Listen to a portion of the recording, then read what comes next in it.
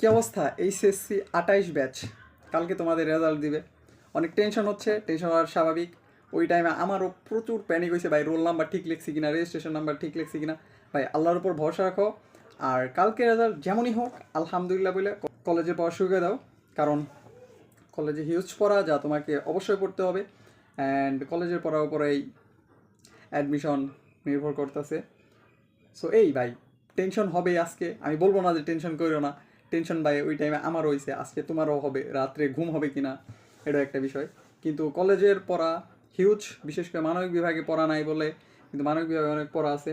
So মানবিক বিভাগে যারা কলেজ উঠে যারা আর্টস নিতেছো, তাদের যদি কোনো সাহায্য লাগে তাইলে তোমরা আমার কমেন্টে জানাইতে পারো, অ্যান্ড আমার ইনস্টাগ্রামে নক করতে পারো, তাইলে আমি তোমাদের বিষয়টা সম্পর্কে ক্লিয়ার ধারণা দেওয়ার চেষ্টা করবো। তোমরা মানবিক বিভাগে কে কোন বিষয়ে উপর ভিডিও চাও কমেন্টে জানাইতে পারো, আমি ওই বিষয়ে ভিডিও দেওয়ার চেষ্টা করব।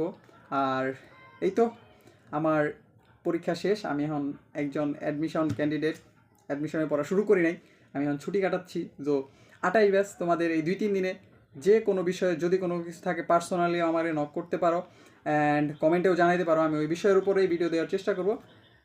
এই তো এসএসসি 28 ব্যাচ হলে চ্যানেলটা সাবস্ক্রাইব করে রেখো। দেখা হবে সামনে। আল্লাহ হাফেজ।